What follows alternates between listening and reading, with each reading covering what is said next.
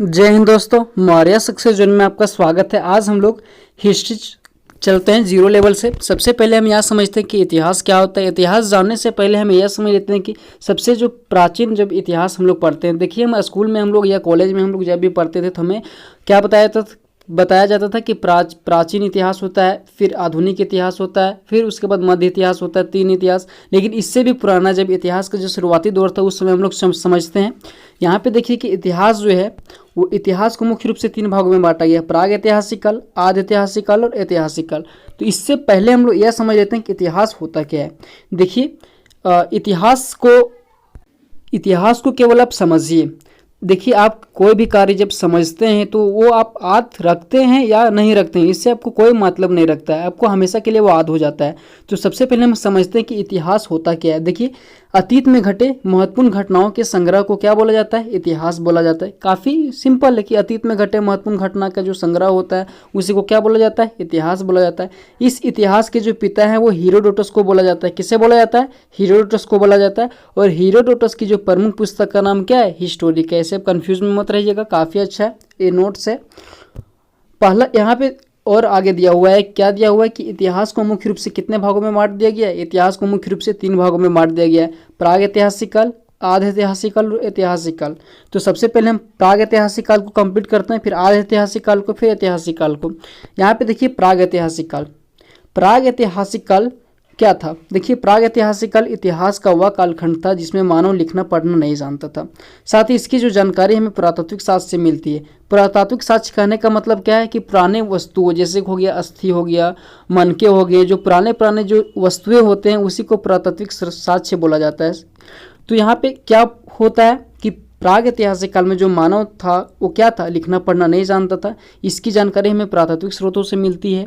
साथ ही इस काल को पाषाण काल के भी नाम से जाना जाता है। देखिए प्राग ऐतिहासिक काल को क्या बोला जाता है? पाषाण काल के अंतर्गत भी रखा जाता है। वहीं आगे समझते हैं कि इस प्राग ऐतिहासिक काल को, देखिए इतिहास को तीन कालखंडों में विभाजित कर दिया गया था। कितने कालखंडों में? तीन कालखंडों में। कौन कौन? प्राग ऐतिहासिक काल, आधे ऐतिहासिक काल और ऐतिहासिक काल। फिर प्राग ऐतिहासिक काल को भी कितने भागों में बांट दिया गया है? चार भागों में बांट दिया गया है।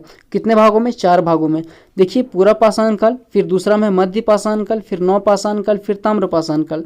इसका हम लोग थोड़ा सा जो समय कालखंड था वो भी जान लेते हैं। देखिए पूरा पाषाण काल था वो 20 लाख ईसा पूर्व से 12,000 ईसा पूर्व के बीच में था। देखिए यही वह कालखंड था जो इतिहास का सबसे लंबा कालखंड रहा है। 20 लाख ईसा पूर्व से कितना? 12,000 ईसा पूर्व तक के बीच में रहा है। फिर यहीं पे नव पाषाण काल जो है, यहाँ पे देखिए पूरा पाषाण काल कितने कितने वर्षों के बीच में रहा है? 20 लाख ईसा पूर्व से 12,000 ईसा पूर्व के बीच में। फिर वहीं मध्य पाषाण काल को 12,000 ईसा पूर्व से 10,000 ईसा पूर्व के बीच में रहा है। वहीं नव पाषाण काल की बात करें तो 10,000 ईसा पूर्व से 3,000 ईसा पूर्व के बीच में रहा है। इसे बात कीजिए या नहीं कीजिए, एग्जाम में नहीं पूछता है। यहाँ पे समझते हैं कि पूरा पाषाण काल क्या था। देखिए यह इतिहास का सबसे प्रारंभिक समय था। इस समय जो मानव था वह आदि मानव के समान था, अर्थात आदि मानव कहा जाते थे। इस समय जो मानव थे वो किसमें? खानाबदोश थे। मानव क्या थे? खानाबदोश। खानाबदोश का अर्थ क्या होता है? उसके जीवन का उद्देश्य सिर्फ क्या होता था? जानवरों की भांति ही अपना जीवन व्यतीत करना, पेट भरना होता था। साथ ही इस समय में किसमें? इसी समय में क्या होता था कि मानव की जो सबसे बड़ी उपलब्धि थी, किस समय में? पूरा पाषाण काल के दौरान मानव की जो सबसे बड़ी उपलब्धि थी वो आग की खोज थी। काफ़ी इंपॉर्टेंट खोज थी। क्वेश्चन पूछ देगा कि इतिहास में आग का खोज किस कालखंड में हुआ? तो पूरा पाषाण काल में हुआ था। अब यहाँ पे यह भी समझ लीजिए कि इस कालखंड के दौरान जो मानव था वो बड़े बड़े पत्थरों का प्रयोग करते थे। साथ ही इसे मानव ने चित्रकारी भी बनाना प्रारंभ कर दिया। किस काल में? पूरा पाषाण काल में। अगला समझते हैं हम लोग। देखिए कि पूरा पाषाण काल के दौरान ही भीमबेटका का एक स्थान, भीमबेटका के गुफाओं में पूरा पाषाण काल का क्या मिलता है? चित्र देखने को मिलता है, जो वर्तमान समय में कहाँ पे है? मध्य प्रदेश के अब्दुलगंज में स्थित है। देखिए जो पूरा पाषाण काल के दौरान लगभग आज से 25 लाख ईसा पूर्व वर्ष के पहले जब मानव चित्रकारी किए थे पूरा पाषाण काल के दौरान, वो कहाँ पे किए थे? भीमबेटका में किए थे। काफ़ी इंपॉर्टेंट क्वेश्चन है। अगला समझते हैं। देखिए हम लोग का पूरा पाषाण काल कंप्लीट हो गया। अब हम लोग मध्य पाषाण काल की ओर बढ़ते हैं। देखिए मध्य पाषाण का जो कालखंड था वो 12,000 ईसा पूर्व से 10,000 ईसा पूर्व के बीच में रहा है। इस काल के दौरान देखिए इस काल के बारे में सर्वप्रथम जो जानकारी है वो करसाइल ने दिया था। कब दिया था? 1867 ईस्वी में। जो एक करसाइल है वो बहुत ही बड़े इतिहासकार थे, विद्वान थे।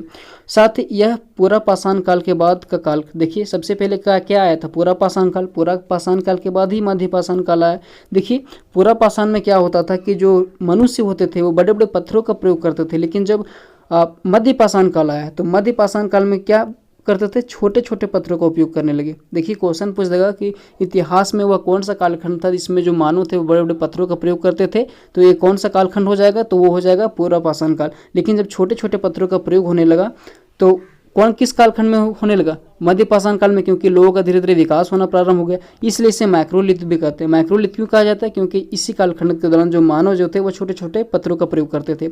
अगला यहाँ पे बता देते हैं कि इस समय के मानव की जो सबसे प्रमुख जो कार्य था अंत्येष्टि कार्यक्रम था। अंत्येष्टि कार्यक्रम यह होता है कि मनुष्य को दफनाने या जलाने की प्रथा को अंत्येष्टि कार्यक्रम या अंतिम संस्कार उसे बोला जाता है।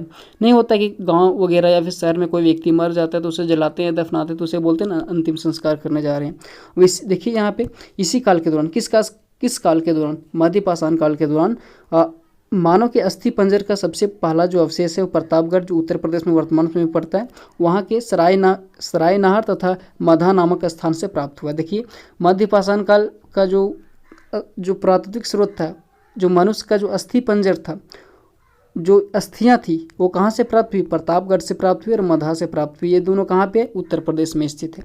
वहीं अगला समझते हैं नवपाषाण काल। देखिए हम लोग आगे बढ़ते चले जा रहे हैं। सबसे पहले हम लोग क्या देख लिए थे, पूरा पाषाण काल देख लिए थे।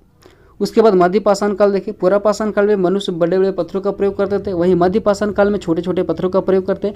अब तीसरा नंबर पर हमारा आता है नवपाषाण काल। देखिए नवपाषाण को ही उत्तर पाषाण काल के नाम से जाना जाता है। इसका जो कालखंड था वो 10,000 ईसा पूर्व से 3,000 ईसा पूर्व के बीच में था।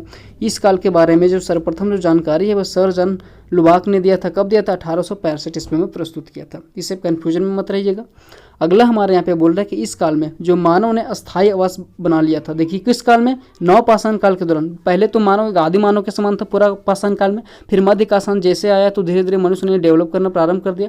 फिर जब नवपाषाण काल आया, पहले पूरा का पाषाण काल, फिर मध्य पाषाण काल, फिर नवपाषाण काल जैसे आया तो मानव ने क्या कर लिया, अस्थायी आवास बनाना प्रारंभ कर लिया। साथ ही कृषि एवं पशुपालन भी प्रारंभ कर दिया। कृषि जो खेती करना, पशुपालन मतलब पालतू जानवरों को बनाना प्रारंभ कर दिया। यहाँ पे देखिए सबसे पहले देखिए मानव ने इसी कालखंड के दौरान पहिया एवं मनका घड़े की खोज की।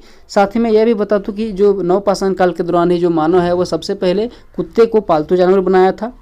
साथ ही इसी कालखंड के दौरान मनका का प्रयोग हुआ करता था। मनका क्या था, एक प्रकार का घड़ा था, या फिर ये भी बोल सकते हैं कि मिट्टी के बने बर्तन को मनका बोला जाता था। साथ ही यहाँ पे पहिए के भी आविष्कार हो गए। तो हम लोग क्या देख लिए थे कि जब जैसे जैसे इतिहास का जो कालखंड जैसे जैसे बढ़ता चला जा रहा है, मानव ने अपने शुरुआती दौर से जब धीरे धीरे विकसित हो रहे हैं तो अपना तौर तरीका का कुछ बदलाव कर रहे हैं। ये तो आप काफ़ी तो समझ ही रहे होंगे। साथ ही पशुपालन का साक्ष्य भी मिला है। देखिए पशुपालन का साक्ष्य वर्तमान समय में कहाँ पे मिला है, आदमगढ़ जो मध्य प्रदेश में, साथ ही बागोर के राजस्थान से भी प्राप्त हुआ है। कहाँ से प्राप्त हुआ है, राजस्थान से प्राप्त हुआ है। आई होप आप लोग का ये नोट्स अर्थात ये वीडियो अच्छा लगा होगा। यदि आप लोग को वीडियो अच्छा लगा होगा तो कृपया हमें सपोर्ट करें। धन्यवाद।